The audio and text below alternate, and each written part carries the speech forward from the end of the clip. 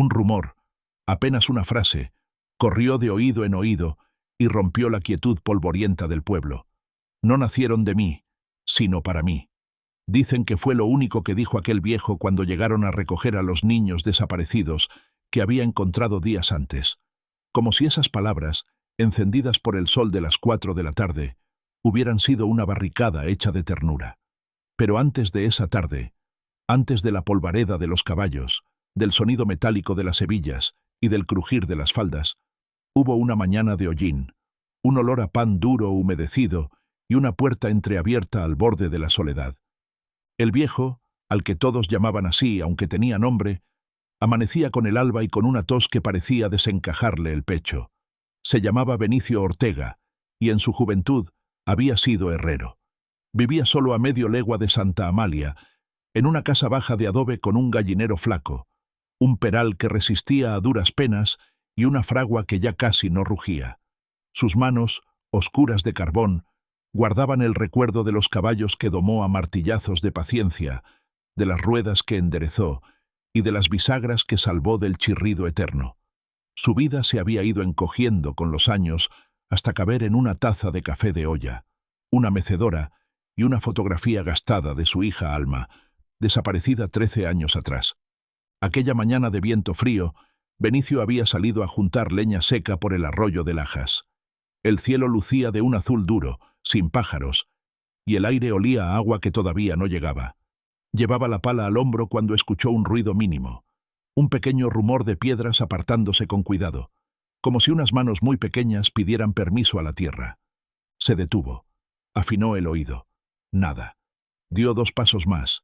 El rumor volvió, esta vez acompañado de un gemido apenas audible. Entonces apartó a patadas los matojos de cola de zorro y vio, encogidos en la hondonada que se formaba junto a un tronco caído, a 3 criaturas. No lloraban. Eso fue lo que más le dolió, que no lloraran. Eran 2 mayores y un pequeño que dormía con la boca entreabierta, el rostro manchado de tierra. El mayor tendría 8 años, la mediana 6.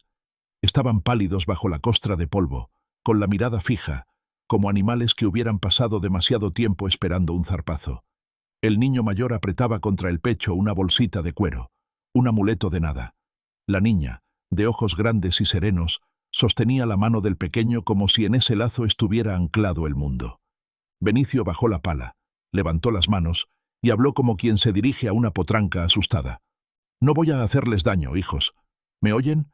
Soy Benicio. Tengo pan y agua». La niña asintió apenas, con la cautela de quien ya ha visto demasiado.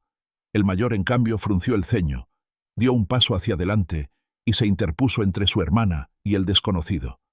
«No somos hijos de nadie», dijo en voz baja, rasposa, como si las palabras le hubieran estado esperando mucho tiempo en la garganta. Somos de nosotros». Benicio sintió que se le quebraba algo viejo adentro, una tabla reseca que nunca pensó que pudiera flexionarse de nuevo. «Está bien», susurró. «Forasteros de ustedes mismos. Pero el pan es pan, aunque uno no conozca al que lo amasa. Vengan». No hubo más discursos. Él extendió su poncho, envolvió primero al pequeño y se lo echó al hombro con una destreza de padre que creía olvidada. Después les tendió la mano a los otros 2 y los condujo despacio hacia su casa. En el camino, los niños caminaban con esa mezcla de desaliento y dignidad que solo los que han dormido al raso pueden llevar en la espalda. No preguntaron a dónde iban, o quizá ya sabían que cualquier lugar con una puerta y un nombre podía ser un hogar por una noche. En la cocina, Benicio calentó agua, dejó pan duro en la mesa, cortó queso, echó unas hierbas en el caldo y, sin mirarlos demasiado, preparó 3 tazas de café de cebada aguado y dulce. El mayor olfateó el bol como si temiera una trampa. La niña, en cambio, tomó la cuchara con un gesto decidido. «Primero él», dijo, inclinando la cabeza hacia el pequeño. «¿Cómo se llaman?», preguntó Benicio. La niña lo miró a los ojos por primera vez. No hubo reto en su mirada. Hubo una especie de acuerdo. «Yo soy Lucía», respondió. «Él es Tomás. Mi hermano mayor se llama Mateo». «Mateo», repitió el viejo. «Nombre serio. Nombre que aguanta». El niño apretó los labios, incómodo con el elogio. ¿De dónde vienen? Insistió Benicio con suavidad. Silencio. Si no quieren hablar ahora, no hablen. Hay tiempo. Pero necesito saber si alguien los está buscando. Mateo alzó la barbilla, como si una palabra invisible le hubiera caído sobre los hombros. Todos nos buscan, dijo. Unos para rescatarnos y otros para encerrarnos. Y uno para olvidarnos. Infló levemente el pecho, pero sus ojos temblaron. No tenía más de 8 años, y ya hablaba como si el mundo fuera una puerta que siempre se cierra desde afuera. Benicio se quedó con esas palabras en la lengua toda la tarde. Les lavó los pies. Les prestó camisetas viejas que a la niña le quedaban largas como vestidos y al niño mayor flojas de hombros. Acunó a Tomás hasta que dejó de temblar y cayó en un sueño sin sobresaltos. Después, avivó el fuego solo lo necesario para templar la noche y se sentó a mirarlos dormir, como si los párpados de los niños fueran páginas donde por fin alguien le hubiera permitido leer. A la mañana siguiente bajó al pueblo. No iba a delatarlos. No entregaría a nadie aquello que la vida le había depositado en el umbral como un vaso de agua. Pero sí necesitaba harina, leche, una manta para el pequeño, algún jarabe para esa tos que Tomás tenía como si el aire le pelara la garganta. En la tienda de Jacinta, la mujer lo vio entrar con paso más ligero de lo acostumbrado. «Benicio Ortega, si no es milagro, se le parece», dijo ella. «Tiene usted cara de haber visto un fantasma o un santo». «Ni lo uno ni lo otro», respondió. 3 chicos, flacos, con hambre de pan y de silencio. Jacinta apretó los labios. «Entonces, son de la gente de la caravana», susurró. «Pasaron por aquí hace 15 días, con un organillo y un perro que bailaba. Dicen que se llevaron a 2 criaturas que no eran suyas. Yo no vi nada. Solo vi a una mujer joven con ojos cansados. Yo pensé». Calló. Benicio bajó la vista a los sacos de maíz. «¿Hay alguien que los esté buscando?», preguntó. Corren voces. Don Anselmo Rivas ofrece recompensa. Dice que es por caridad, que a los niños hay que devolverlos a su cuna. Ya sabe cómo habla él, con esa voz suavecita. También el alguacil anda de preguntas. Pero yo le digo una cosa, Benicio. A veces la cuna es la jaula. Benicio asintió, con el alma hecha un manojo. Si vienen preguntando, yo no sé nada. Yo tampoco, respondió ella, arrojando un trozo de papel para envolver el jabón. Pero tenga cuidado. Don Anselmo no pregunta 2 veces cuando quiere algo. Regresó a su casa por el camino de las huertas, oculto tras la hilera de álamos. En la distancia, la casa de los Rivas brillaba blanquecina, como un diente sin caries en una boca pobre. Recordó a Alma, su hija, la última vez que la vio, de pie, en el mismo umbral, con un pañuelo atando su pelo oscuro. Él le había dicho una frase seca, afilada por el orgullo, y ella se había ido con el corazón roto y las manos vacías. Los años se habían tragado su risa. Solo quedaba la fotografía en sepia y la culpa que él sobaba como una moneda. Cuando empujó su puerta, la encontró abierta. Se le detuvo el corazón hasta que oyó una risa menuda, tímida. Era Lucía, que había descubierto el cajón de los clavos y los iba ordenando por tamaño. Mateo estaba cortando leña con una seriedad que daba miedo. Tomás dormía en el catre, con una manita cerrada como si sujetara algo invisible. «Parecen dueños de la casa», bromeó Benicio. «No queremos ser dueños de nada», dijo Lucía. «Solo no queremos que nos lleven». «¿Quién quiere llevarlos?». La niña parpadeó, lenta. «Un hombre de botas limpias», dijo, «y otros que le obedecen sin preguntarle nada. Dicen que es por nuestro bien, que nos van a dar techo, escuela, que nuestra madre ya no puede, y que nosotros somos un problema». La palabra madre abrió un hueco de aire silencioso en la cocina. Benicio se sentó frente a ellos. «¿Dónde está su madre?». Lucía miró a Mateo. Él apretó la bolsita de cuero contra el pecho, como si fuera un corazón prestado. «Se llama Alma», susurró la niña. «Nos dijo que buscáramos a un hombre llamado Benicio Ortega, que vivía donde el río canta en las piedras. Dijo que era bueno, pero que se enojaba fácil. Dijo que era nuestro abuelo». El mundo, para Benicio, se inclinó como una silla mal calzada. Sintió que el aire se le volvía agua fría. Se llevó la mano a la boca para que no se le escapara un grito. «Repitan eso», pidió, casi sin voz. ¿Cómo dijo su madre que se llamaba este hombre? Benicio Ortega, dijo Lucía sin adorno, que tenía manos fuertes y la mirada triste, que cuando se enoja solo mira el suelo y aprieta la quijada. Dijo que cuando oyeras mi voz, ibas a saber que era hija de tu hija, porque mi voz se quiebra igual. La niña sonrió con torpeza, como pidiendo disculpas.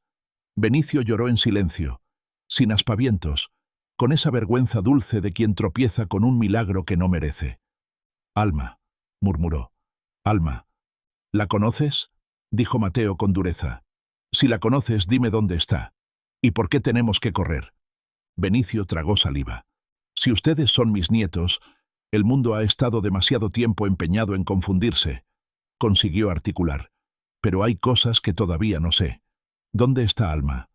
Lucía apretó los labios para que no le temblaran. «Se fue», dijo. «Nos dijo que, si no regresaba, siguiéramos el canto del río, que dejáramos de escondernos, que no dejáramos que el señor de botas limpias nos llevara. Y se fue. Yo le prometí que te encontraría». «¿Se fue a dónde?», insistió Benicio. «Al pueblo grande», intervino Mateo, con unos ojos que ya no eran de niño. «A la Casa Blanca, a pedir que nos dejaran en paz. Le dijeron que sí y le dieron pan. Después, no volvió. Nadie la vio más. Si la vieron, no hablaron. Yo no sé dónde está. Yo solo sé que, la noche que escapamos, el capataz revisó el granero con una linterna y yo sentí que la Casa Grande nos tragaba». Benicio apretó los puños. La Casa Blanca. Don Anselmo Rivas, las botas limpias, el alguacil que colgaba su sombrero en el respaldo de la silla cuando conversaba con los ricos. «Entiendo», dijo al fin. «Aquí no entra nadie sin que yo quiera. Coman, descansen. Mientras yo respire, ustedes no son problema de nadie». Aquella noche, cuando el cielo bajó con estrellas, la casa de Benicio pareció más alta. Él encendió una lámpara y sacó del cajón de la cómoda la foto de Alma. Lucía la tomó con dedos trémulos. «Se parece a mí», dijo en un susurro que se quiso alegre y se le quebró en la esquina. «Tiene la nariz igual, tiene la luz igual», respondió Benicio, «y la frente terca, como la mía». «¿La querías?», preguntó Mateo, filo puro. Benicio sostuvo sus ojos. «Sí, pero no supe decirlo a tiempo». En los días siguientes, el rumor de 3 criaturas cobijadas por un viejo fue creciendo como un fuego discreto que de pronto huele a pan tostado en todo el pueblo. Benicio evitaba la plaza, pero no podía evitar que las noticias le llegaran de rebote, pegadas al saludo del panadero o escondidas en los pliegues de la chaqueta de Jacinta. «Don Anselmo anda con prisa», le dijo Jacinta una tarde, bajando la voz. «Ha mandado hombres a preguntar en las casas del camino. Dice que los niños deben estar a resguardo en la mansión». Y el alguacil le hace coro. «Tenga cuidado». Benicio asentía sin palabras. Por las noches, enseñaba a Mateo a afilar un cuchillo sin gastarlo, a Lucía a amasar pan para que las manos vayan aprendiendo a dar sin vaciarse. Tomás reía de poco en poco, como si se acordara de que el mundo aún tiene insectos que brillan sobre la tierra tibia. En la cama, antes de que el sueño lo derribara, Benicio escuchaba con gozo sordo la respiración de los niños, ese concierto mínimo que vuelve habitable cualquier casa. Un mediodía, mientras recogían agua del pozo, llegó a la puerta la maestra del pueblo, Elena Campos. Venía con un sombrero de ala ancha y una dignidad sencilla. «Me contaron que aquí hay 3 razones para que vuelva a creer en el futuro», dijo desde el umbral. «No vengo a quitárselas, don Benicio. Vengo a preguntar si necesitan cuadernos». Lucía se asomó detrás del brazo del viejo con la timidez que se parece a la cortesía. Mateo dio un paso atrás, desconfiado. Benicio respiró hondo. «Pase», invitó. «Pero no traiga papel que delate. Por ahora, las palabras pueden esperar». La maestra sonrió sin juicio. «Las palabras no delatan, don Benicio. Señalan y curan». Aquel día dejó una barra de pan dulce, un frasco de miel y un libro sin dibujos, solo letras grandes y espaciadas. Lo dejó como quien deja una escalera recostada a una pared demasiado alta. «No los entregaré», le dijo Benicio al despedirla. «No se lo pedí», respondió ella.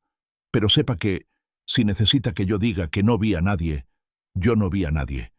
Y si tiene que pelear con las palabras, yo estaré a su lado».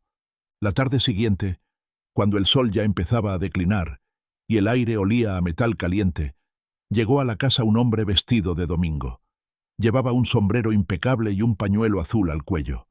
Era el capataz de don Anselmo, un sujeto al que llamaban Vargas, con dientes demasiado blancos para tanta tierra alrededor.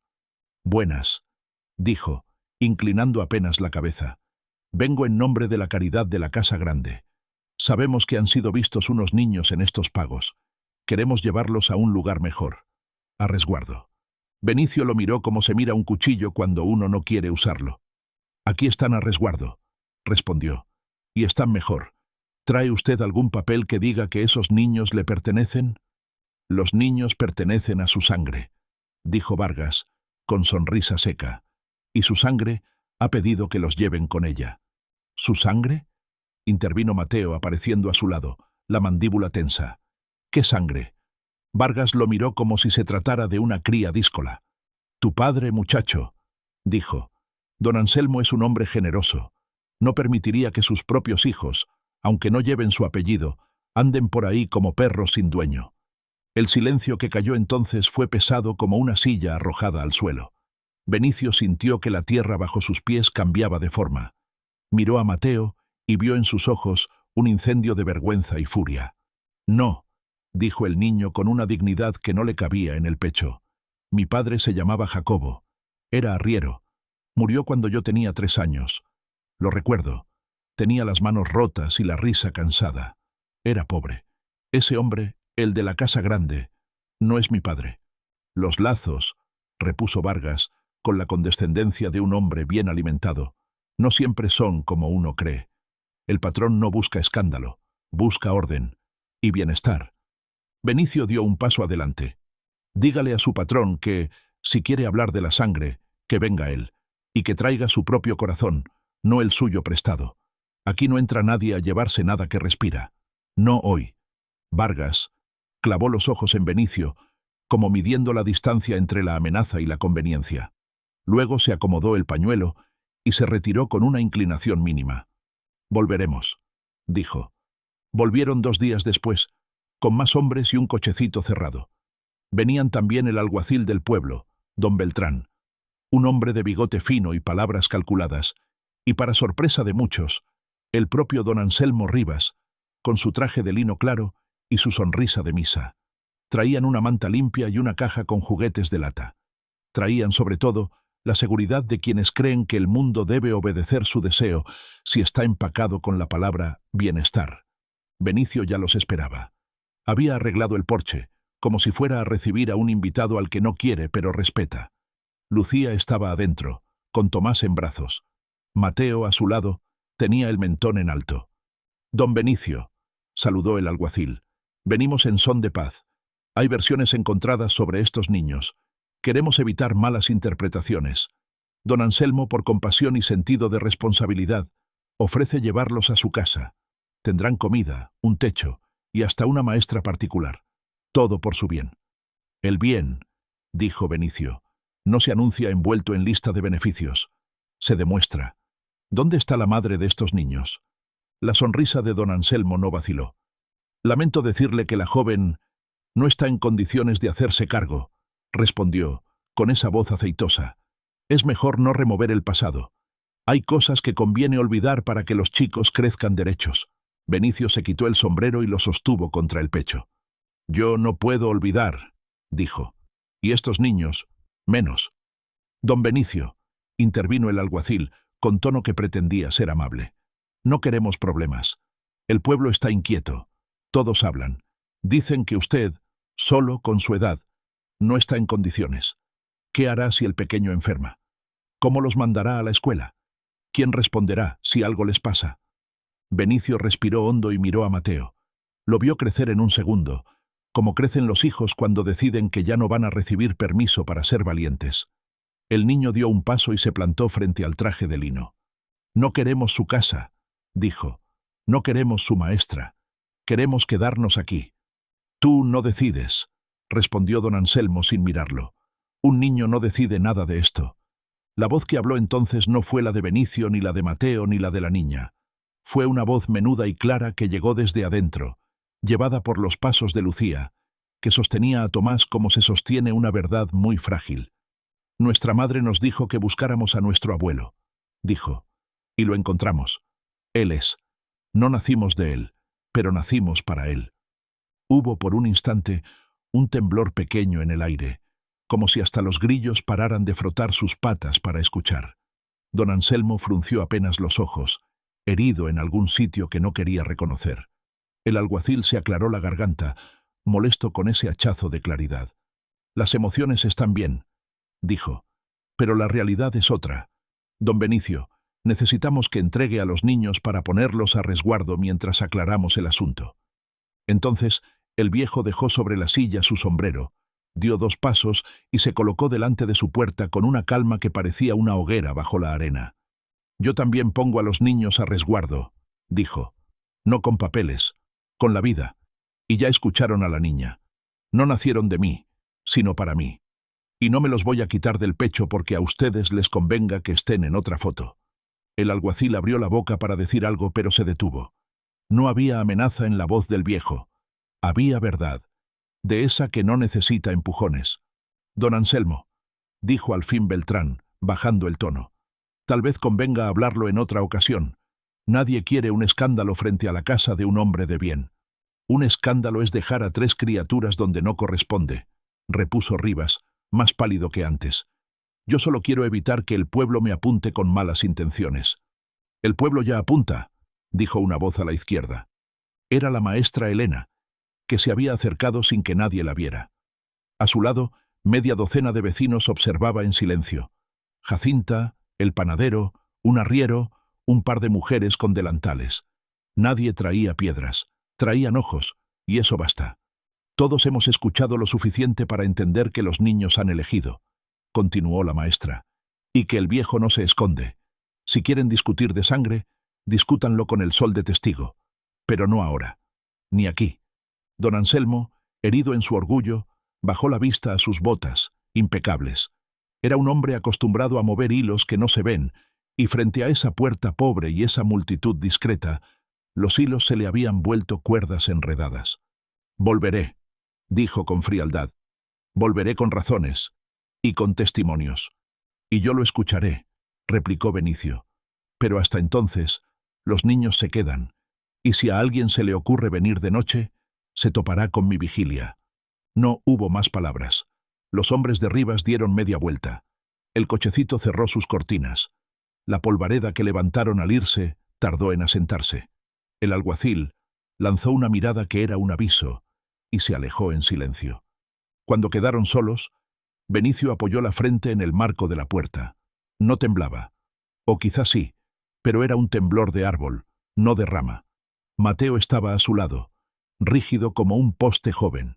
Lucía, con Tomás dormido en brazos, se acercó y le tocó la manga. «Abuelo», dijo, y la palabra se quedó colgando en el aire como un farol encendido. «Sí», respondió Benicio, apenas en un hilo de voz. «Aquí estoy». Esa noche, sentados a la mesa, comieron pan con miel y una sopa que sabía a la primera vez que alguien te dice «quédate». Nadie habló del regreso de los hombres de la Casa Blanca. Nadie usó la palabra miedo. Pero el miedo estaba allí, sentado en la silla vacía, calcando los gestos de todos, recordándoles que el mundo no se deja arreglar solo con ganas. «¿De verdad somos tu sangre?», preguntó Mateo de pronto, sin mirarlo. Benicio tardó en responder. «La sangre es por donde va el calor», dijo. «Ustedes son mi calor, aunque no me conozcan, y eso me basta». «A mí también», dijo Lucía. Tomás se despertó a medianoche. Lloró apenas. Benicio lo cargó. Caminó con él en brazos por el patio hasta que el niño volvió a entregarse al sueño. El viejo alzó la vista y vio 3 luciérnagas, una sobre el peral, otra en la esquina del gallinero, y la tercera suspendida justo encima de la puerta. Sonrió, con una alegría que le venía de antes de los errores. La siguiente mañana, el pueblo amaneció con un cosquilleo de tormenta. No era lluvia, era esa vibración que precede a las decisiones. Jacinta llegó temprano con más leche y una manta. La maestra, con un frasco de tinta y una pluma para enseñarle a Lucía a firmar su nombre. Un arriero dejó en la puerta un saco de patatas. Un muchacho, sin decir palabra, reforzó la cerca con una pala y un clavo al rojo. Los favores no se anunciaban, se hacían. Están jugando con fuego, les advirtió un vecino, más miedoso que malo. Don Anselmo tiene memoria larga. Y nosotros, paciencia, replicó Benicio. Esa tarde, Mateo sacó del bolsito de cuero un objeto que nunca había mostrado. Era un medallón pequeño, herrumbroso, con una violeta seca dentro.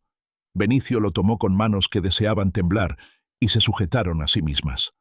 Era de ella, dijo el niño, de Alma. Lo besaba cada noche. Se lo quitó para que no la encontraran por el brillo. Me lo dio a mí, para que no me olvidara de su cara. Benicio acercó el medallón a la luz. En el borde, desgastadas, había 2 iniciales que se negaban a borrarse. O. Esto se lo regalé yo, susurró. El día que cumplió 15 años.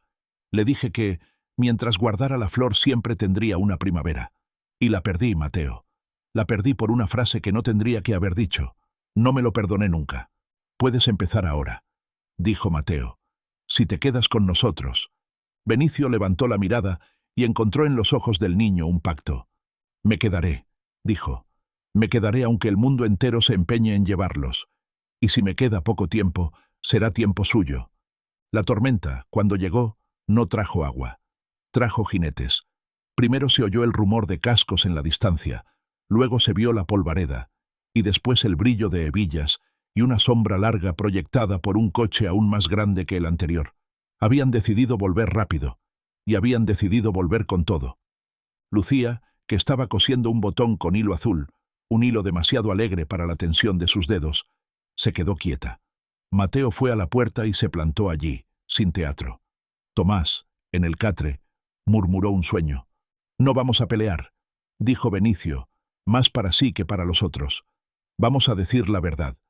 Cuando los jinetes llegaron, volvieron a desplegarse con el orden de quienes ensayan la entrada en escena. El alguacil alzó la mano. Don Anselmo no descendió del coche. Esta vez, envió a Vargas con un papel plegado. Traemos un testimonio, anunció el alguacil. Una declaración que asegura que los niños son hijos de una mujer que trabajó en la casa Rivas y que, por su propia voluntad, pidió que el patrón los protegiera. También traemos la palabra del patrón de que no habrá represalias contra nadie. Solo queremos lo mejor para ellos. Y yo traigo la palabra de los propios niños, respondió Benicio. ¿No vale? Los niños no saben lo que les conviene, dijo Vargas con su sonrisa. A veces, los hombres tampoco, repuso la maestra Elena, saliendo de detrás del seto, y sin embargo deciden por todos. El alguacil miró alrededor. Había más vecinos que la vez anterior. No hacían bulla. Estaban. Basta, cortó Vargas impaciente. Don Benicio, por buena voluntad, le pedimos que facilite las cosas. Nadie quiere que esto se desmadre. Haga lo correcto. Benicio respiró hondo. Miró a Lucía. La niña apretaba el medallón bajo la blusa, como si a través del metal pudiera oír la voz de su madre. Lo correcto, dijo el viejo con calma, es escuchar a quien no tiene voz en los papeles.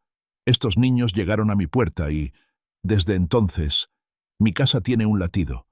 Ya lo dije y lo repito para que no se les olvide cuando hagan sus listas. No nacieron de mí, sino para mí. Y mientras yo esté de pie, no pasarán por esta puerta hacia un destino que no eligieron. El silencio posterior fue de esos que sopesan. Hasta el viento pareció quedarse en la cerca, dudando si entrar. El alguacil carraspeó, molesto con su propia indecisión. Vargas apretó los dientes. Entonces nos veremos obligados a actuar, dijo. No hoy, intervino una voz grave, distinta. Era el cura del pueblo, el padre Julián, que había llegado a pie, sin que nadie reparara en él. No venía a imponer nada, venía a mirar de cerca.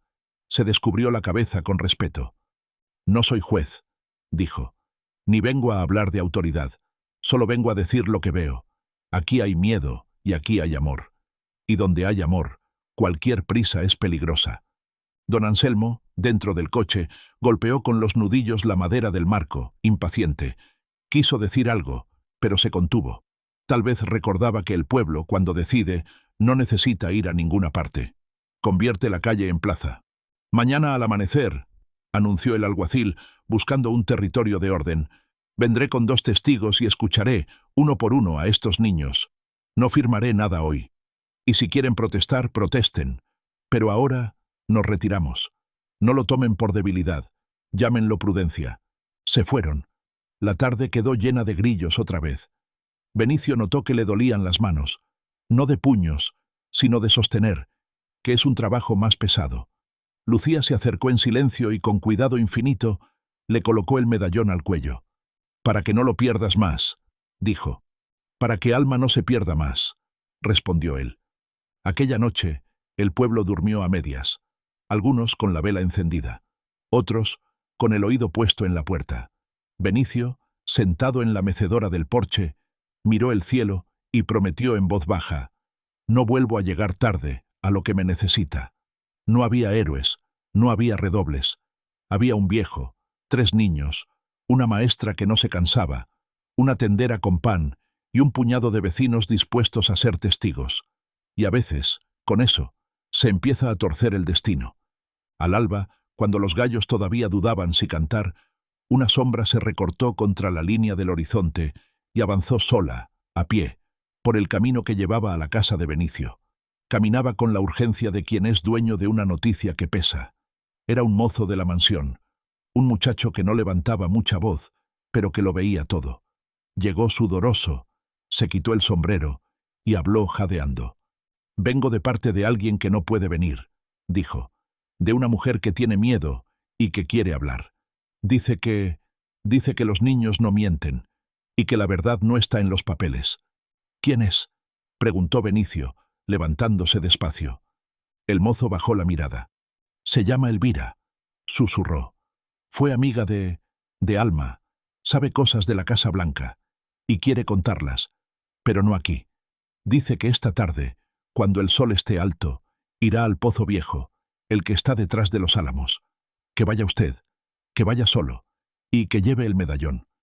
Benicio miró a Lucía, que lo miraba a su vez con una mezcla de esperanza y pánico. «Iré», dijo, «y volveré. No se preocupen». «No vayas solo», pidió Mateo, clavándolo con los ojos. «Si algo te pasa, ¿qué haremos?» «Volveré», repitió Benicio, con esa obstinación dulce que tienen los que por fin han encontrado su sitio. «Volveré porque ustedes esperan». A mediodía, con el sol haciendo vibrar las piedras, Benicio se encaminó al pozo. Cada paso le recordó algo. La risa de Alma saltando charcos, el olor de la fragua, el primer caballo al que le ganó la voluntad, sin romperle el espíritu. Llegó. El Pozo Viejo estaba allí, con su brocal carcomido y las ortigas alrededor. No había nadie. Esperó. Cuando al fin apareció Elvira, traía un chal gris y unas ojeras que parecían firmes. Se detuvo a cierta distancia, por miedo o por decencia. «Usted es él», dijo, con voz baja, «el que Alma nombraba como quien reza». Me dijo: «Si un día me falto, él sabrá cuidarlos, porque yo no supe pedirle perdón como debía». Benicio sostuvo el medallón con la mano. «Dime lo que sabes», pidió. «El tiempo se nos achica». Elvira miró alrededor, como si las piedras pudieran tener oídos. «Sé que don Anselmo quiere desaparecerlos», dijo, «no por maldad abierta, sino por conveniencia. No quiere tenerlos cerca. No quiere que el pueblo hable. Sé que la noche que Alma no volvió, hubo gritos en la cocina. Sé que ella dijo: mis hijos se quedan conmigo. Y sé que a la mañana siguiente dijeron que se había ido. Pero…» tragó saliva. Nadie la vio salir. Nadie. Benicio sintió frío a pesar del sol. «¿Está viva?», preguntó. «No lo sé», dijo Elvira, y en sus ojos se encendió una decisión. «Pero sé dónde no está. No está lejos, ni está libre. Y yo ya no puedo callarme. Si hace falta, hablaré, aunque me cueste el trabajo, aunque me manden a la otra punta del mapa». Benicio apretó el medallón hasta hacerse daño. «Esta tarde», dijo, «vendrán otra vez. Querrán llevarse a los niños, y usted me trae esta verdad a medias, que igual arde. ¿Se atrevería a decirla delante de todos?». Elvira vaciló un instante, ese segundo en que la valentía decide si se sienta o se levanta. «Me atreveré», respondió, «porque Alma me enseñó a coser, y yo no voy a coser más mentiras». Se miraron, un segundo más largos de lo normal, y se separaron sin promesas. El camino de vuelta se le hizo a Benicio un hilo tirante. Sabía que esa tarde, cuando el sol estuviera en lo alto, Todo se decidiría un poco, o se torcería del todo. Al regresar a casa, encontró a los niños sentados a la mesa, esperando. No estaban asustados. O sí, pero habían aprendido a que el miedo no los desordenara. Benicio les sonrió, y por primera vez desde que los conocía, les guiñó un ojo. «Hoy vamos a decir nuestros nombres», anunció, como si el aire los necesitara para sostenerse. «Mateo Ortega», dijo el niño, despacio, probándose el apellido como quien se pone un sombrero nuevo. «Lucía Ortega», dijo la niña, en un hilo que se enderezó. Tomás, que no entendía del todo, aplaudió. «Tomás», repitió el viejo. «Tomás, que vino a recordarme que todavía hay mañana». La tarde se agolpó contra la puerta como otra visita, y el polvo del camino, otra vez, se alzó dibujando sombras conocidas. La Casa Blanca enviaba su séquito. El alguacil venía con 2 testigos, y, caminando a un costado, con el chal gris y la mandíbula firme, venía Elvira. Benicio apretó el medallón. Dicen que ese día, cuando volvió a colocarse delante de su puerta y vio a los hombres aproximarse, el viejo ya no parecía viejo. Parecía un árbol con raíces hondas. Y así, con la respiración acompasada y la voz lista, esperó a que la historia volviera a pedirle que hablara. Y habló. La tarde llegó con el peso de las decisiones y un sol que hacía vibrar los techos. El alguacil Beltrán se detuvo en el portón de Benicio con 2 testigos del pueblo, el boticario y un carpintero, que miraban más al suelo que al papel. Detrás, en un segundo arco de sombra, llegaba el coche de don Anselmo, lustroso y silencioso como un animal que no ensucia las pezuñas. A la izquierda, con el chal gris apretado al cuello, venía Elvira. Tenía la boca tensa y los ojos listos. El pueblo se había colocado alrededor con el sigilo de una guardia de honor. Jacinta, la maestra Elena, el padre Julián, un par de arrieros, mujeres de delantal. Nadie gritaba. No hacía falta. El aire estaba tan quieto que un susurro podía rebanar una mentira. El alguacil carraspeó para imponerse a esa quietud. «Hemos venido a escuchar», anunció, «para que nadie diga mañana que no hubo oportunidad de hablar. Don Benicio, ¿están los niños?» Benicio adelantó un paso, sin hacerse grande. Detrás de él, Lucía sostenía a Tomás, y Mateo se plantaba con los puños cerrados sin darse cuenta. «Estamos», dijo el viejo, «y también está quien vino a contar lo que faltaba». Beltrán miró de reojo a Elvira. Ella se adelantó lo justo para que su voz no tuviera que pelear. «Yo trabajé en la Casa Blanca», dijo. «Trabajé al lado de Alma, y puedo decir lo que vi y lo que no vi. La noche en que la joven discutió por sus hijos, la cocina entera lo supo. Escuché cómo decía, «Mis niños son míos, no se los llevan». Y escuché otra voz, la del capataz, decir que en la casa grande hay lugar para los problemas, siempre y cuando no sean visibles. A la mañana siguiente, dijeron que Alma se había ido, que se había ido sola, pero nadie la vio salir, nadie, ni por la puerta grande, ni por la de servicio, ni por el patio. Yo creo, tragó saliva y clavó los ojos en los de Benicio. No, yo sé que no se fue. Un murmullo corrió como una cuerda tensada. El capataz Vargas se acomodó el pañuelo con esa sonrisa que tiene quien guarda un látigo sin mostrarlo. «Habladurías», dijo. «Esa mujer busca pleito. En la casa del patrón no se retiene a nadie en contra de su voluntad. La muchacha se fue, y si no volvió, allá ella». Elvira no bajó la mirada. «Yo también sé cosas que no son habladurías», añadió, alzando un bulto pequeño envuelto en un trapo. «Esto lo escondí el mismo día, con miedo de que lo quemaran. Un delantal de Alma, con sangre seca en la cintura y un hilo azul cosido a medio hacer, el que compramos juntas. Lo encontré arrugado detrás del armario del cuarto de la plancha. Nadie sangra un poquito en el costado y se va caminando tan campante al amanecer. Nadie deja un bordado empezado si planea huir». Benicio, que había jurado no temblar, sintió que ese hilo azul le atravesaba la garganta. Lucía apretó el medallón bajo la blusa. Mateo dio un paso hacia Elvira como quien reconoce a un soldado sin uniforme. El alguacil, con el ceño apretado por el peso de ser el que decide el orden y la medida, miró a Rivas.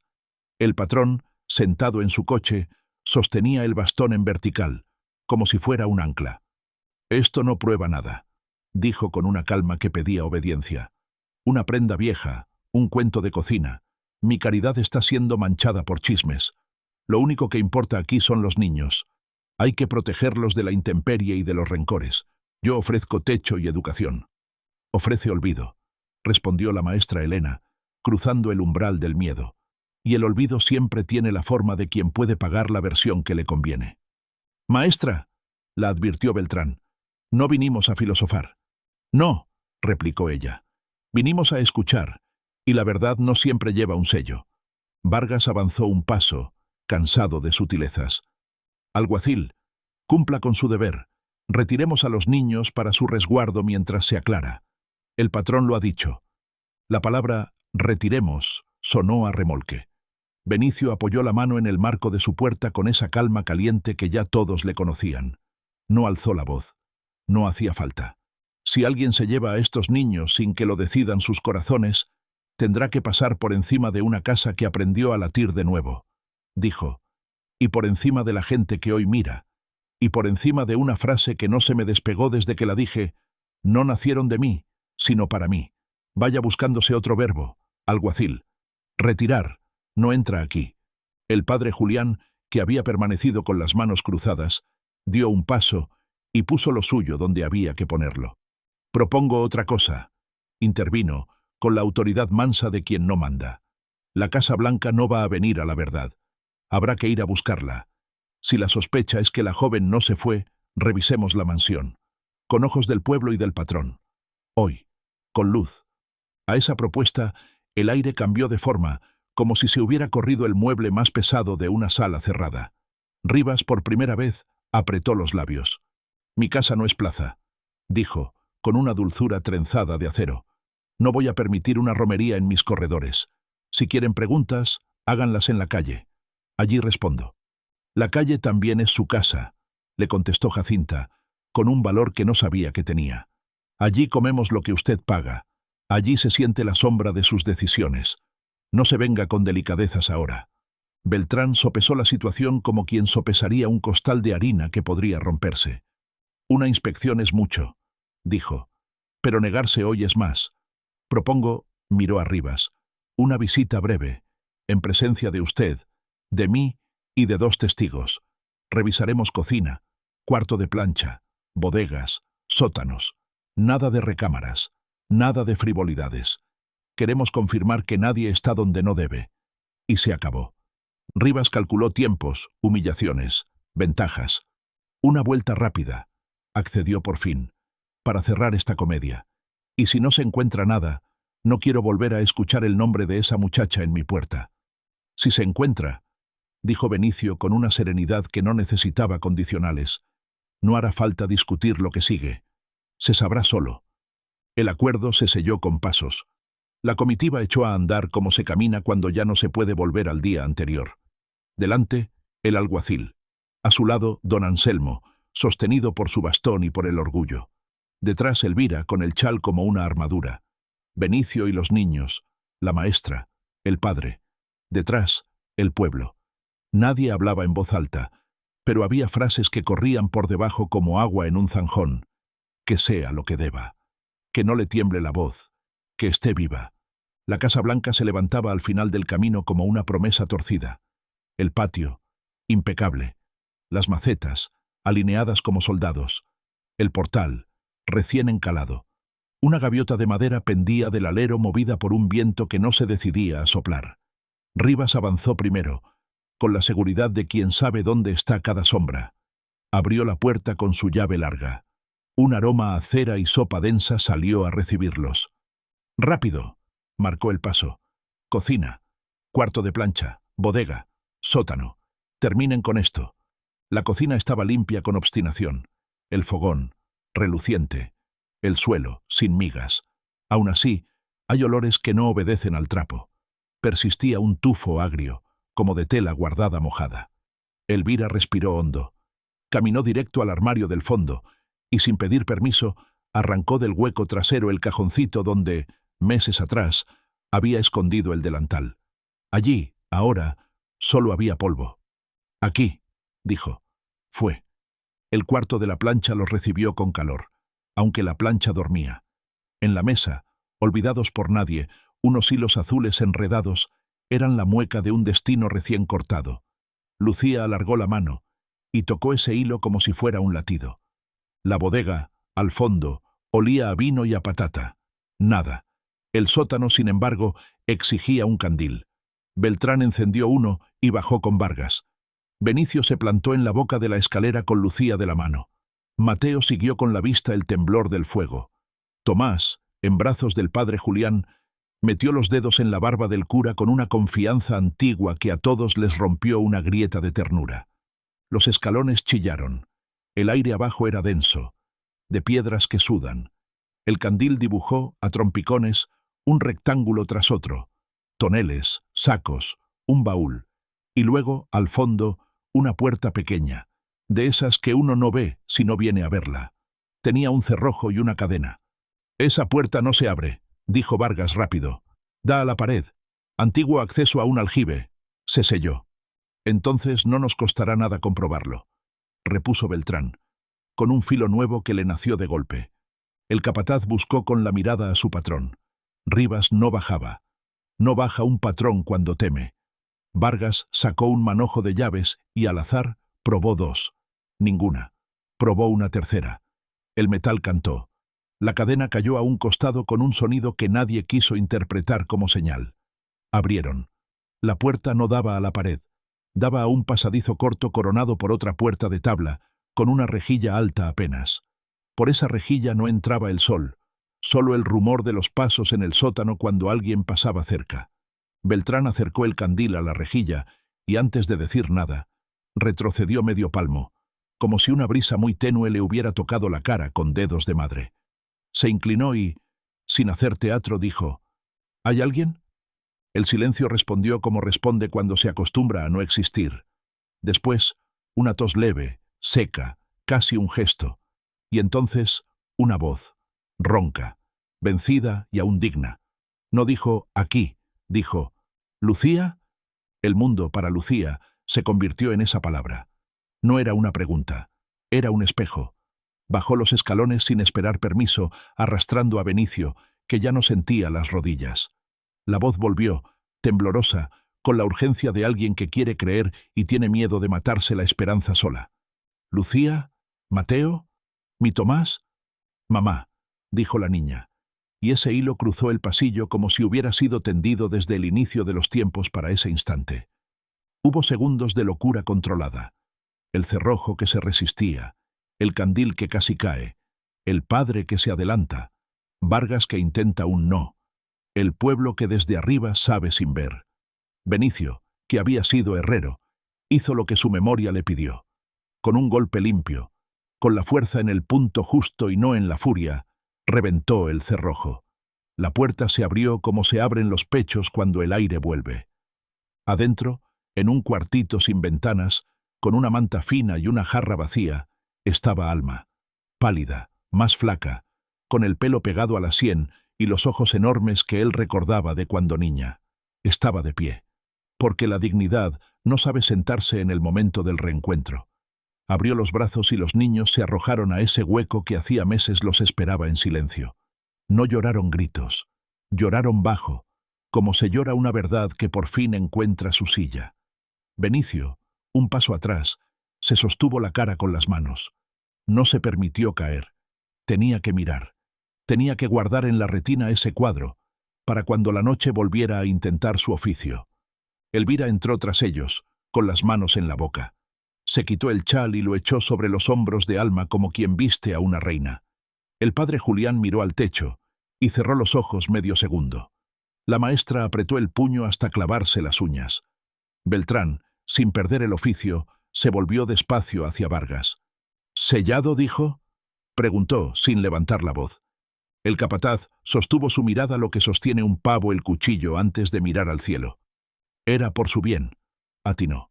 Se volvía loca, gritaba, quemaba la casa con sus acusaciones.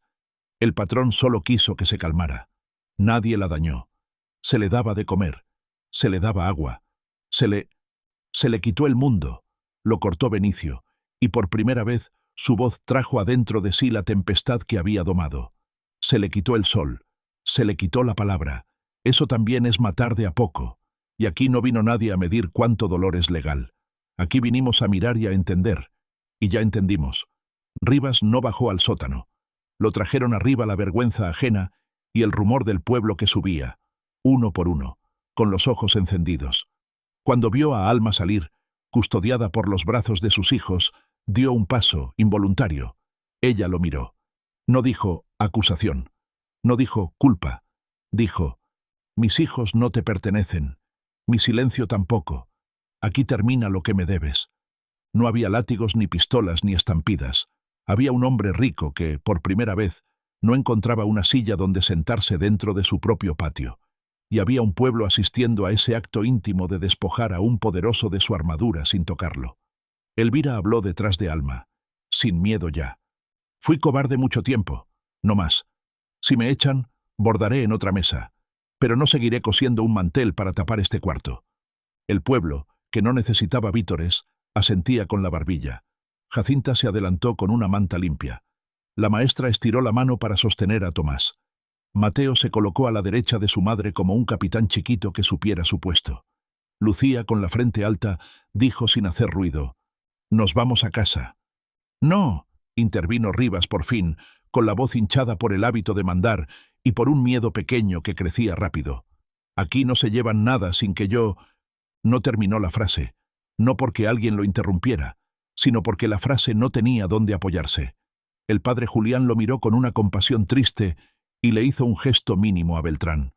«Usted no hablará ahora», dictó el alguacil, y por primera vez esa tarde su autoridad pesó sin violencia. «Ahora habla la calle». Y la calle ya habló. Salieron. El sol afuera no era el mismo de hacía un rato. Parecía más alto, como si también él hubiese querido asomarse. Caminaron hacia la casa de Benicio con la lentitud de las procesiones que no celebran un milagro ajeno, celebran el deber cumplido. Alma, flanqueada por sus hijos, avanzaba con los pies firmes, aunque el cuerpo le pidiera cama. Benicio marchaba a un costado, sin atreverse aún a sostenerla del brazo por miedo de romperla, hasta que ella, con una sabiduría perfecta, se le colgó de la mano como la niña que fue, y el viejo dejó de tener años. El pueblo los siguió a una distancia respetuosa, y en esa procesión silenciosa entraron en la casa tibia que los esperaba. Alma miró alrededor, tocó la madera de la mesa, el respaldo de la mecedora, la foto sin marco en la repisa. Se detuvo frente a ella como frente a un espejo. «No supe volver», dijo, casi en secreto. «No supe cómo abrir la puerta con tu orgullo cerrándola del otro lado. Y después me cerraron otras puertas». Benicio tragó el llanto que todavía no tenía derecho a soltar. «Yo cerré la primera», confesó. «Me creí dueño de tu destino. Y el destino te pasó por encima de mí y te hirió. Hoy te pido perdón delante de ellos y del pueblo. Puedes decir que no, puedo cargarlo, pero no me quites la oportunidad de cuidarlos. No nacieron de mí, Alma, pero nacieron para mí y para ti. Los trajiste al mundo para que el mundo se enderezara un poco con su paso». Alma le apretó la mano con una fuerza sorprendente para un cuerpo que, a simple vista, era todo fragilidad.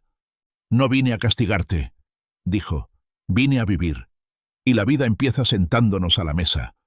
Comieron caldo con pan, con el pueblo de testigo en la puerta, con Jacinta haciendo pasar tazas y la maestra limpiando las gotas de la mesa, como quien limpia una lápida de polvo para leer mejor el nombre. Elvira, aparte, dejó a un lado el chal y se sentó sin hacer ruido. Nadie habló de venganza, tampoco de perdón como consigna. Se habló de dónde había guardado Alma, en su cabeza, el canto que les hacía a los niños para que no lloraran, de cómo se llamaba la cabra vieja que tenían antes, de los zapatos que a Mateo le quedaban chicos, de la fiebre del pequeño. El padre Julián se levantó sin ceremonia y fue a pedir a la botica unas gotas y unos paños. El alguacil en la puerta dejó de ser autoridad y se dedicó a no estorbar. La tarde fue bajando despacio, y con ella, una pregunta que nadie quería postergar demasiado. ¿Y ahora? ¿Qué pasaría con la Casa Blanca, con el capataz, con el dinero que manda? El ahora llegó solo, con el rumor de cascos que se replegaba hacia la mansión, y las persianas echadas de los negocios que le fiaban a Rivas. Uno a uno, sin que nadie acordara, los proveedores fueron cruzando cuentas mentales y, al día siguiente, cuando el administrador fue a buscar sacos de maíz, se encontró con respuestas corteses y firmes. Hoy no. Estamos en inventario. Vuelva con el patrón. No se trataba de linchar una fortuna. Se trataba de recordar que el prestigio también se alimenta y que el pueblo, cuando quiere, sabe hacer dieta. Vargas desapareció esa misma noche, llevándose su pañuelo azul y su sonrisa a otro lugar donde nadie supiera su nombre. Don Anselmo no salió a la plaza por días. La primera vez que lo hizo, el saludo que recibió fue correcto y delgado como una hoja. Nadie lo insultó. Nadie tiró piedras. No hacía falta.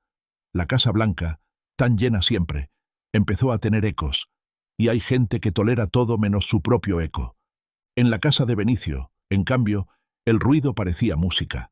Pasos cortos, risas pequeñas, las cucharas golpeando el borde del jarro. Alma durmió 3 días en piezas, pues el cuerpo exige recuperar su derecho a la noche. A ratos, despertaba sobresaltada y preguntaba por la rejilla del sótano. Lucía le rozaba el pelo.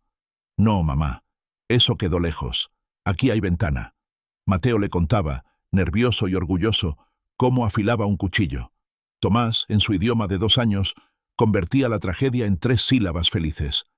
La maestra Elena empezó con cuidado a traer cuadernos, no para ponerlos en fila como sentencia, sino para que la mano encontrara su trazo y el mundo su forma. Mateo, Lucia. Alma, al ver la caligrafía vacilante con ese acento donde debe ir, lloró bajito y se permitió reír. Benicio, que ya no sabía bien dónde se ponían las manos cuando la felicidad lo agarraba, aprendió a dejarlas reposar, una en la mesa y otra en el hombro de su hija, sin urgencias. Una tarde, la tercera después del rescate, el padre Julián llegó con un cajón pequeño. Lo dejó sobre la mesa y, avergonzado de su gesto pero consciente de su utilidad, dijo: «Yo no traje monedas, traje nombres. Aquí hay cartas viejas de la parroquia, registros de alumbramientos y de bautizos. Está el acta de Lucía, la de Mateo y la de Tomás. Y está Benicio». Miró al viejo con una ternura que lo obligó a bajar los ojos. «La de Alma. Ningún papel hace familia, pero a veces la defiende de los ladridos, por si mañana vuelven a ladrar». Alma tomó su acta entre los dedos como quien recupera un instrumento perdido. La pasó sin apuro, leyendo sus letras con el cuidado que se reserva para un secreto que al fin se puede contar. La dejó sobre la mesa al lado del medallón. El medallón, como si supiera que su misión había cambiado, dejó de pesar.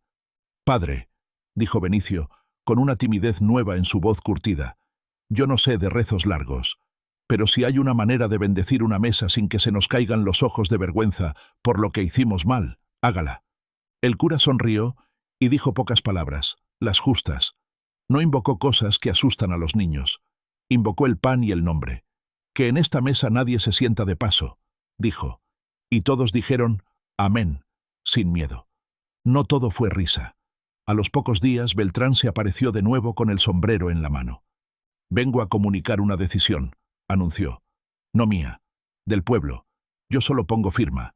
Nadie va a llevarse a los niños. Nadie va a venir con papeles nuevos. Si alguien pregunta, diremos que los vieron llegar y que ustedes los vieron quedarse. Y si alguien insiste, yo también aprendí dónde se pone el cuerpo. Pero», vaciló, incómodo, «hay una condición que no es de ley. Es de sentido. No se queden solos.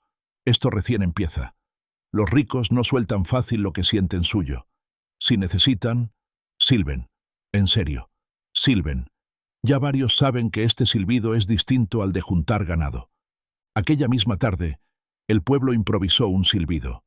No era hermoso, era útil. Y con ese silbido, de a poco, las noches se volvieron menos arrogantes. Una semana después, cuando el sol de la mañana todavía tenía la piel fría, llegó al portón de la casa una mujer vestida de negro. Traía la dignidad de las esposas viejas y un velo que quería esconder la vergüenza sin lograrlo. Tocó la madera con los nudillos y cuando Benicio abrió, se quitó el velo con la prisa de quien sabe que no puede pedir mucho tiempo prestado. «Soy Bernardina», se presentó, «esposa de don Anselmo. Yo no pedí esto. Yo no estuve de acuerdo. No sé cómo frenarlo. Yo Yo nací sin hambre de mandar. No vine a defenderlo.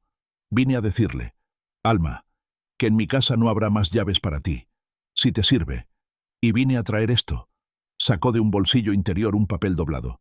Una carta que él no te entregó. La encontró el mozo que vino primero. Es de Jacobo, el arriero, el padre de tus hijos. No está muerto, como dijeron.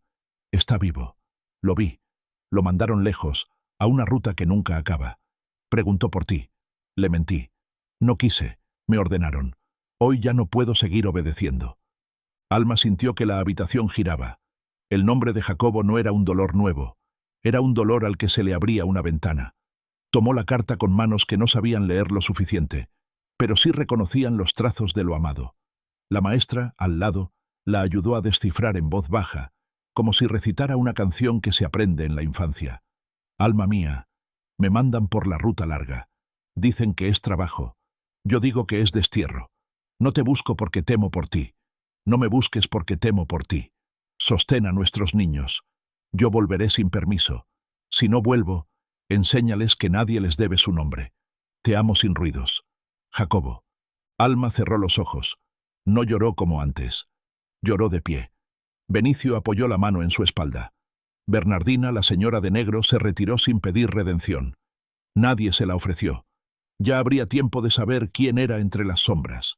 Ese día había hecho lo necesario y eso bastaba. La vida, desde entonces, no se volvió perfecta. La perfección no está hecha para los pueblos que comen pan de horno. Pero se volvió decente. Benicio volvió a calentar su fragua por las mañanas, y bajo el martillo de su brazo no solo se enderezaron herraduras y bisagras, se enderezó un poco el camino de 3 destinos. Mateo aprendió a leer la cara de los metales y a callar cuando el metal pedía silencio. Lucía adoptó la costumbre preciosa de cantar bajito mientras amasaba pan, porque alguien le dijo que a la masa hay que enseñarle una canción para que crezca bien. Tomás, que crecía rápido, aprendió a señalar el peral y a decir mío, no por posesión, sino por reconocimiento. La maestra organizó, con 2 bancos y un pizarrón rescatado, una escuelita de patio. A ella fueron no solo los 3, sino 2 chiquillos del vecino y la hija del arriero que hacía la ruta corta. El padre Julián les enseñó a nombre de pájaros y los bautizó otra vez, sin agua ni rito, solo diciendo sus nombres en voz alta en la plaza. Mateo, Lucía, Tomás. Los nombres, cuando se dicen con respeto en público, dejan de estar en riesgo. Don Anselmo, mientras tanto, intentó recomponerse. Abrió su puerta a forasteros para que entrara otra conversación más amable. No cuajó. En pocas semanas, su mesa empezó a estar servida para menos. Sus velas duraron más de lo usual. Se quedó con más vasos de los que necesitaba y con menos ojos mirándolo como él quería. No se fue. Tampoco pidió perdón. El pueblo lo dejó en paz con su espejo. A veces, ese es el castigo más justo. Una tarde de vendavales, cuando el polvo entraba sin permiso entre las rendijas, llegó al portón un hombre delgado, con el rostro curtido y los pasos medidos de quien ha aprendido a caminar sin hacerse notar. Llevaba un morral al hombro y el sombrero en la mano.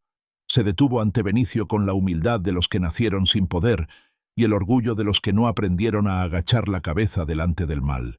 No necesitó pronunciar su nombre. Alma, que estaba en la cocina, lo reconoció por el modo de apoyar el pie izquierdo, por la sombra de la sonrisa y por la forma de mirar el agua en la jarra antes de beber.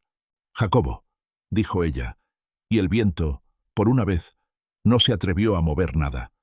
El hombre se llevó la mano al pecho como si supiera que no iba a alcanzarle. «No me dejaron volver», balbuceó, «y cuando conseguí el camino, ya no supe si venía a pedir o a ofrecer. Vengo a poner mi nombre donde hace falta. Vengo a ser padre, si aún se puede, si aún conviene, si aún hay silla». Benicio lo miró con honradez. No lo midió. Lo reconoció. «Aquí no damos sillas», dijo. «Las ponemos y ya. Pase. Coma. Aprenda el silbido». Jacobo entró, no con miedo, sino con esa gratitud de los hombres que regresan y no se sientan sobre su gloria. Se arrodilló frente a los niños, no como quien busca perdón, sino como quien se pone a la altura de lo que ama. Mateo lo evaluó con ojos de centinela, y al final bajó la guardia en un gesto mínimo. Le entregó el cuchillo que estaba afilando, como diciendo, «Este es mi trabajo y mi juego. Mira que no es poca cosa». Jacobo lo tomó con cuidado. Lucía le tocó la cara, seriamente, como hacen las niñas que ya han visto demasiado. Tomás le mostró el peral con un dedo, y Jacobo entendió que la paternidad que volvía a sus manos no era una medalla, era una jornada. El pueblo, que tiene memoria larga cuando quiere, aceptó a Jacobo con el protocolo exacto. Ni alfombra, ni látigo. Le dieron trabajo en la carreta del molino. La maestra le prestó un libro que hablaba de rutas que otros hombres tomaron y de la salvación humilde de saber volver. Y el padre Julián, sin tocarlo, lo tocó. Bienvenido a la calle. Aquella noche, cuando los niños ya dormían y el pueblo dejaba por fin de vigilar, Benicio y Alma salieron al porche. Se sentaron uno al lado del otro, como dos generaciones que por fin aprendieron la misma canción. La luna no estaba llena, pero alcanzaba. El viejo jugó con el medallón entre los dedos, y Alma, sin pedir permiso, lo abrió. Dentro de la violeta seca había, doblado, un hilo más fino que todos, un papel casi invisible, escrito hace años con la letra apretada de una muchacha que todavía sabía soñar. Si un día me pierdo, me encontrarás donde el río canta en las piedras. Y si no me encuentras, perdóname despacio, para que no se me rompa el alma de golpe. Ah, nunca lo leíste, dijo Alma, con una dulzura sin reproche. Nunca supe que estaba, respondió él, o no supe mirarlo. Entonces mírame ahora, pidió ella.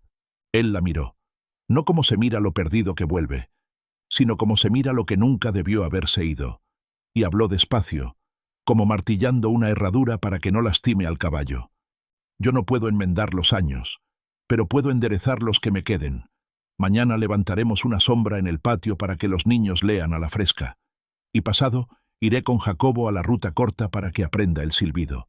Y cada tarde, mientras me alcance el pulso, diré en voz baja lo mismo para que no se me olvide. No nacieron de mí, sino para mí, y para ti, y para este pueblo, para que cada quien encuentre dónde poner el cuerpo cuando la verdad lo llame. Alma apoyó su cabeza en el hombro de su padre, sin peso. No necesitaban más palabras. A veces el perdón es una silla que se comparte mirando al mismo sitio. En los meses que siguieron, Santa Amalia cambió de manera pequeña y decisiva. La gente empezó a preguntar un poco más antes de obedecer. La escuela de patio creció. La fragua de Benicio volvió a ser un sitio donde la gente no solo traía piezas rotas, traía historias. La Casa Blanca, finalmente, dejó de lucir tan blanca.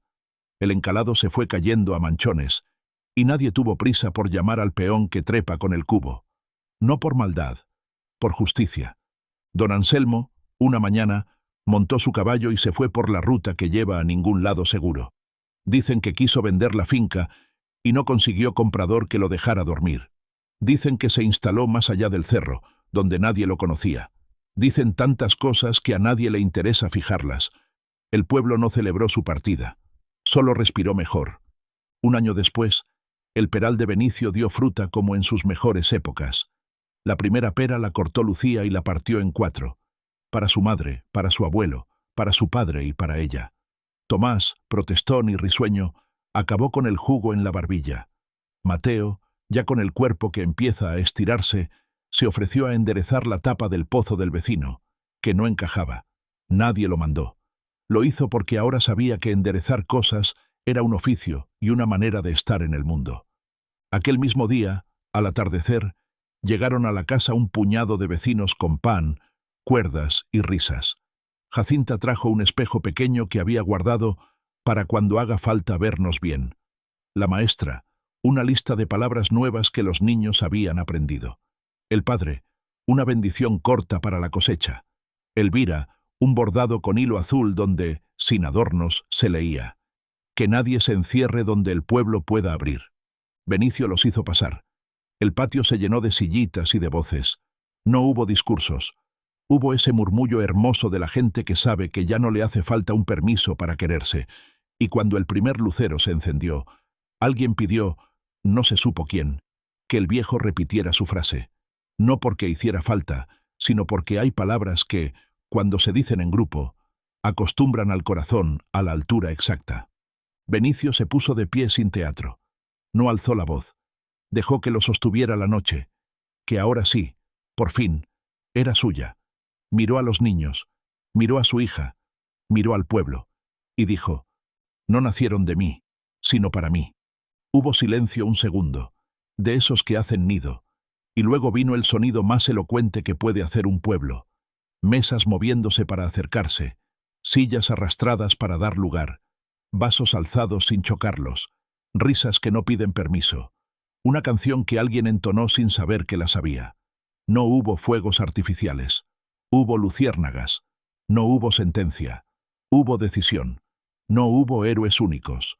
Hubo un viejo, 3 niños, una madre, un padre que volvió, una maestra que no se cansó, una tendera con pan, un cura que supo decir lo justo, y una mujer de chal gris que dejó de coser mentiras. El río, allá abajo, cantó en las piedras, y la casa, la que había aprendido a latir, respiró hondo, porque el mundo, cuando se endereza un poco, hace ese ruido, el de una puerta que por fin, sin miedo, se abre hacia adentro. A continuación tenemos 2 historias increíbles que te están esperando. Solo haz clic en la imagen que quieras ver y comenzará a reproducirse.